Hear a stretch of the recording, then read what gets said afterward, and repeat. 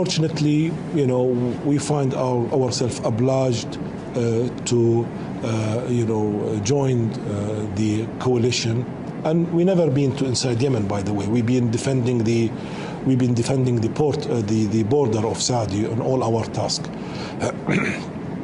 But after the recent,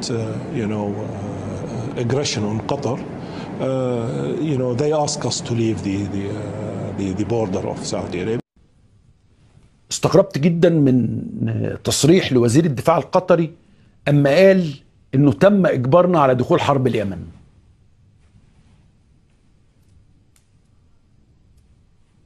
ده شيء غير طبيعي اللي هو بيقوله ده.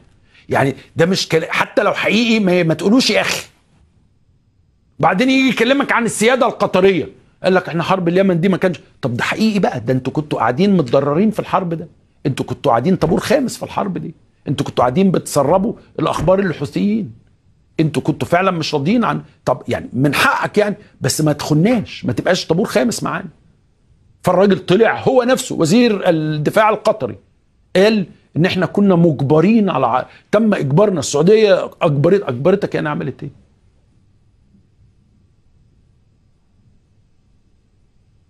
ازاي يا جماعه كنتوا عايشين وسطنا؟